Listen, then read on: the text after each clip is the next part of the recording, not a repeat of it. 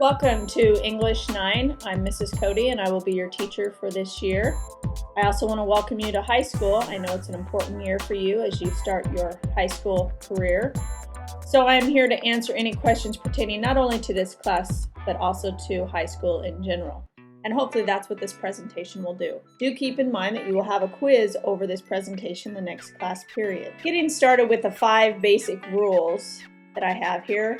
Be on time, come prepared to work, and stay on task. Don't disturb other students. Do not bring any food or drinks into the room, and know why you are doing an assignment. Most of these rules are pretty straightforward. However, you might be asking yourself, why is the last one on there? One of my goals is to make sure that students understand the importance of every assignment and how it's going to further their education and their lifelong goals. Students are often curious about what we're going to cover during the year, so you can see here some of the primary reading units. However, this is also a writing class. You will not have a separate class for writing in high school. Therefore, we do a writing assignment in connection with each of these reading units. Also, you can see we have L to J this year, and that incorporates literary terms as well as prefix-suffix roots. We will also have a poetry unit and various grammar topics. Another item most students are curious about is, how am I going to be graded in this class? Unlike most classes, I use a weighted system. We'll talk more about this as the year progresses, but you can see here that the things that are weighted heavier would be writing assignments, the vocabulary or L to J, and unit tests. Then other things are weighted at 10%, such as writing process and homework. Since Norris uses a block schedule of 90 minutes, I typically break down the 90 minutes into 3 segments of 20 to 30 minutes each. What you actually do in each segment depends on what day of the week it is. Therefore, you'll know if you're coming to class on a Monday, you'll be doing something different than if you come to class on a Wednesday. As we get into the school year, you'll get familiar with the schedule, but just count on the first 30 minutes to be either reviewing L to J, grammar, or random quiz. Then the remainder of the class is typically work time in that middle segment, and then the last 30 minutes is what I call SSR, or Sustained Silent Reading. You will need to have one binder for this class. Doesn't matter what color or type, but it does need to be a 3-ring binder, and you need to have 5 tabs for 5 separate areas. You also will want to get some loose leaf paper to put in your binder, and that doesn't matter if it's thin-lined or college ruled, whatever you prefer. All right, now it's time to get into the procedures for this class. Basically, when you come into the classroom, it's like any other classroom. I ask you to have all your relevant materials with you and be in your seat when the bell rings. There are some items I don't want you to bring with you, such as food and drink, and mostly because these attract ants or cause spills in the classroom that I or the janitors will have to clean up. Gum is fine as long as I don't find any in the classroom, and then we'll have to have a no gum rule. Also, any backpacks or carrying cases that you use for your materials, please leave those outside of the room. There's a little niche before you come into my classroom. This is mostly so that we don't trip over them, myself included. And as you can see, there's not a lot of room in here with all of these desks. So please just leave your bags out there, grab your supplies that you need for this class, and find your seat. In addition to items not being brought into the classroom, there's also some places you're not allowed to go. Specifically, the yearbook room is off limits to students unless you're on the yearbook staff. There is a printer back there that you'll be using throughout the year. Just simply ask or tell me that you're going back there to get your items off the printer. There's also a couple of computers that some of you will be assigned to, but I will give you directions when it's time for you to go use those computers. Another place students aren't allowed to go to is the teacher's desk area. There shouldn't be any reason for students to go into this area, since I do provide a student drawer that has all the necessary materials that you might need. A cell phone is fine, and if you have it with you, please put it on silent and sit it on your desk. I ask that they be out because then you're not as likely to want to look at it in your pocket, which can cause problems with students being accused of cheating. The class begins when you enter the room. There'll be a jump start on the board. Simply sit down and take out your materials and begin the jump start. This is the time for me to take attendance, so if you're not in your seat, I'm likely to count you as absent. If you should happen to arrive late to class, don't interrupt the class. Simply put your pass from the teacher or the office on my desk and find your seat. If it is an unexcused tardy, meaning nobody can vouch that you were late for any reason.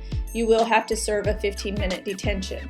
However, all tardies are recorded with the office, and we'll go into that more details later. And for the first week or so, until I learn your names, I would ask that you pick up your note card out of the box on the counter and simply find your seat and put the note card out so that I can see it in order to call on you and start to learn your name. Students are to remain in their seat unless given permission to move elsewhere. Also, the lanes, the areas, the aisles between the desks needs to be free of any obstacles that somebody might trip over. And when you are going somewhere in the classroom, please use these lanes and use the one closest to you. Don't jump over desks to get to another lane. As with all classes, I'm sure you need to raise your hand to be called on. If you don't raise your hand, I will remind you, and if I have to constantly remind you, it could result in a detention. When I want your attention for my classroom, I'll simply raise my hand, and when you see this, raise your hand when the entire class has their hand up in the air. I know it's time. In order to turn in assignments, I'll ask you to pass them to the left. I will collect all of them and put them in the inbox for the entire class. Otherwise, on occasion, I will ask you to simply put them in the inbox yourself on the counter. Remember, it's ultimately your responsibility to make sure items get there, and I do check this throughout the day. So if it's not in there, you're likely to have consequences for a late or missing assignment. Neatness does count. I have terrible handwriting, so I understand if you do as well. That's why I prefer that most assignments be typed. And if you have poor handwriting, I would suggest that you always type your assignments. We're going to go over how to do the heading, but please use this format for all assignments, whether it's written or typed assignment. If you should happen to finish an assignment early, I ask that you bring a book with you. Simply take out your book and read quietly. Each of you will have 2 locker and/or restroom passes per quarter. These do not carry over from one quarter to the next. Being able to use them will be at the teacher's discretion, and I ask that you wait until instructional time is over and we have work time to use your locker or restroom pass. Remember, you're supposed to have all materials with you, so failure to have your materials could result in a detention. The period ends when I excuse you, not the bell. If I have to, I'll write passes for your next class.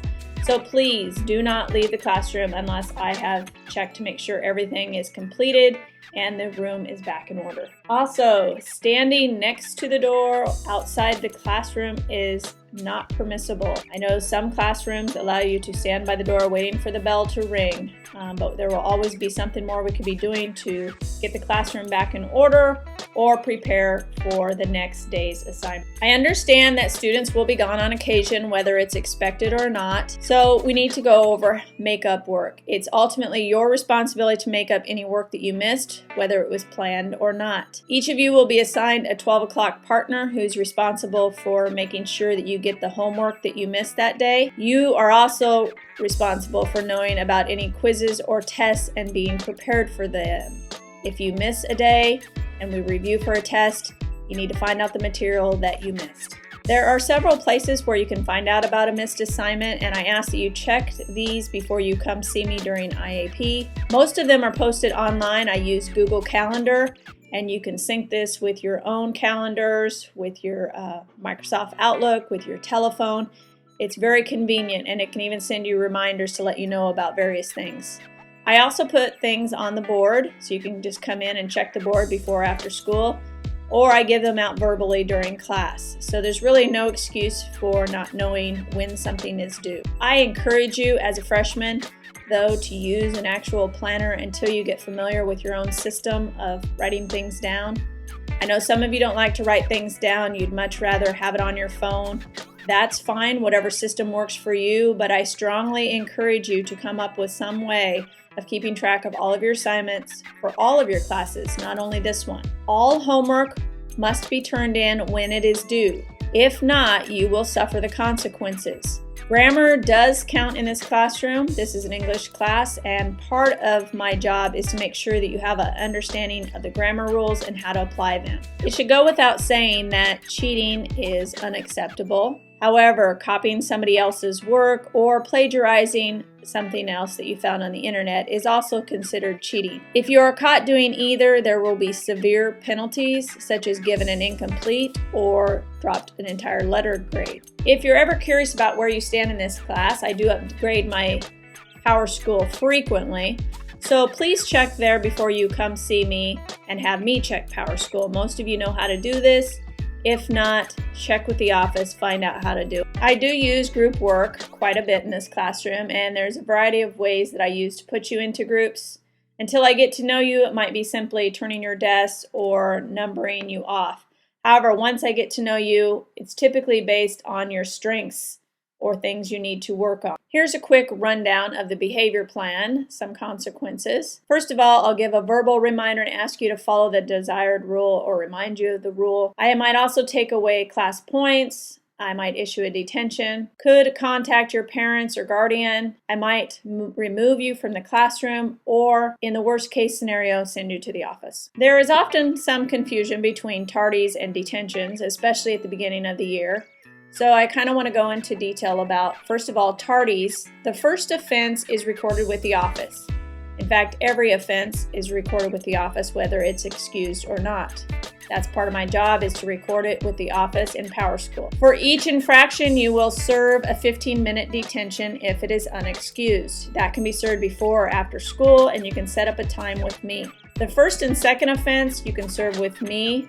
We can set up a time, but if you do not show up and you do not complete it within a week, your time will double, meaning 15 minutes turns into 30, and 30 turns into 60 real quick. If there is a third offense for a tardy, it's automatically turned over to the office. Now a little bit about detentions. What is a detention? It's basically time owed for something you did wrong. What can result in a detention? Well, there's a number of things. A detention is handled by me basically writing it down, and then once you have completed it, crossing it off. There are a number of ways you can stay informed for this classroom. If you want to know what we're going to be doing the entire year, you're curious, you want to know, there is a syllabus on my webpage. If you want to know what we're doing this semester, this month, you can check the Google Calendar, which I try to keep up to date. If you want to know what we're doing on a weekly, daily basis, in addition to the calendar, you could also check the board in my classroom, or come and see me as a last result, or send me an email. In conclusion, I just want to remind you that I do use my webpage from the North School District a lot. I know some teachers don't, but you will find a wealth of information there. I would ask that you check there if you're ever wondering what's going on, what's due. There are links to the calendar from there as well. The last thing I want to remind you is that my classroom is student-centered, meaning you, the student, are responsible for your achievement. It's the direct result of the efforts you put forth. As a teacher, I see my job as simply to facilitate what goes on from day to day and try to encourage you to grow and learn in a variety of ways. Critical thinking is something that's key not only for this classroom, but for life in general. Critical thinking is not necessarily coming up with the correct answer. It involves thinking for yourself and knowing how you arrived at that answer. Critical thinking can be used in any classroom and any occupation. It's a lifelong skill.